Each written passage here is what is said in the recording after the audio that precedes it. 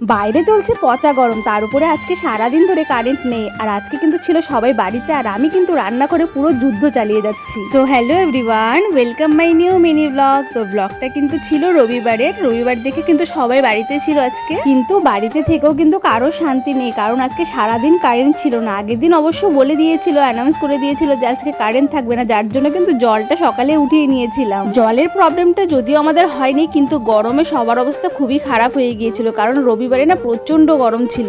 আর যতই ঠান্ডা থাকুক বা গরম থাকুক, রান্না তো করতেই হবে। রান্না আর খাওয়ার সাথে কিন্তু কোনো স্যাক্রিফাইস নেই। দেখো আজকে কিন্তু আমি বানাচ্ছি চিকেন, কই মাছ, টমেটোর চাটনি, আর করবো পুঁই ডাঁটা, মিষ্টি কুমড়ো দিয়ে একটা চচ্চড়ি। আর আজকে গরমটা যেহেতু প্রচন্ড ছিল না, তাই ভাবলাম কি চিকেনটা আজকে না ঝোল ঝোল করে করি। যদিও এরকম ঝোল কিন্তু আমাদের একদমই হয় না, চিকেন কারি বলো কষা বলো এরকম টাইপেরই হয়ে থাকে, কিন্তু পাতলা ঝোলটা একদমই হয় না। তো আজকে ভাবলাম যে একদম পাতলা করে ঝোলটা করবো, কিন্তু সবশেষে সেরকম পাতলাটা আর করতে পারিনি, কারণ আমার কাছে ওরকম পাতলা হয়ই না, তাও মিডিয়াম ছিল। সারা সপ্তাহটা না যতটা ব্যস্ততার মধ্যে যায়, আমাদের না রবিবারটা আরো বেশি ব্যস্ততার মধ্যে চলে যায়। কখন যে সকাল হয় আর কখন যে দেখি রাত হয়ে গেল বুঝতেই পারি না। কাজ বাস্ত আছে, কিন্তু তার সাথে কিন্তু আমাদের গল্প ইয়ার্কিও চলতে থাকে। দেখো এখানে জামাইবাবুর সাথে বসে অনেক কিন্তু ইয়ার্কি করছিলাম। বসে বললে ভুল হবে, কারণ আমি কিন্তু বসতে পারিনি। একবার আমি রান্না করছি, একবার গল্প করছি, এভাবে করছিলাম। আর জানো তো এইভাবে রান্না করলে কখন যে এতগুলো রান্না কমপ্লিট হয়ে যায় বোঝাই যায় না। শুধু রবিবার বলে না, কিন্তু সারা সপ্তাহ কিন্তু এরকম গল্প ইয়ার্কি করতে করতে আমি রান্নাটা করি, কারণ ননদ বৌদি দুজনে যেহেতু রান্নাঘরে থাকি, আমাদের তো মুখ একটুকু বন্ধ হয় না, সমানে মুখ চলতে থাকে।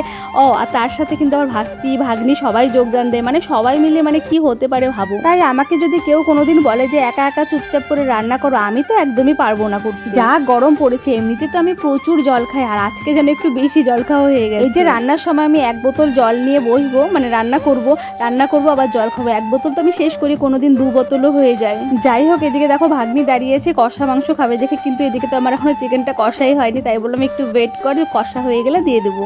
এদিকে ওর মা ওকে বললো কই মাছটা প্লাস্টিক থেকে একটু গামলাতে ঢেলে রাখ। ওটাই ঢেলে রেখে ও যে কতবার হাত ধুলো, অথচ কিন্তু ও মাছে হাতই দেয়নি, কিন্তু ওটা দেখেই বলে ওর কেমন লাগছে, ও হাত ধুতেই থাকলো সমানে। যাই হোক, এই জিনিসটা দেখে আমারও মনে হলো যে আমিও এরকম করতাম বললেও ভুল হবে, এখনো করি। আমার এই কাঁচা মাছ মাংস এটা দেখলে একটু যেন কেমন লাগে।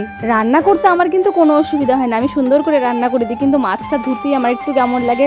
তার জন্য কিন্তু ননদি আমাকে সবসময় মাছ ধুয়ে দেয়, মাছ বলো মাংস ওই ধুয়ে দেয় সব। এদিকে জামাইবাবুর তো আজকে বাড়িতে থেকে পুরো অবস্থা খারাপ হয়ে গেছে, কারণ জামাইবাবু একদমই গরমটা সহ্য করতে পারে না, প্রচন্ড গরম লাগে আর প্রচন্ড ঘেমে যায়, ফ্যান চলতে থাকলেও ঘেমে যায়। আর আজকে তো তার মধ্যে কারেন্ট নেই, আজকে অবস্থা জাস্ট তোমরা ভাবো। ওদিকে আবার অভিক আর্টের থেকে এসে কি আর্ট করেছে আজকে, ওটাই সবাইকে দেখাচ্ছিল, তাই বসে দেখে নিলাম আগে। বাচ্চারা এরকম নতুন কিছু করলে, তাদেরকে ইন্সপায়ার করলে কিন্তু ওরা খুবই খুশি হয়। যাই হোক, ওর কাছে কিন্তু বেশি আমি বসতে পারিনি, কারণ এদিকে আমার রান্নার টাইম বললাম না চলে যাচ্ছে। তো দেখো আমার চিকেনটা কিন্তু হয়ে গেছে।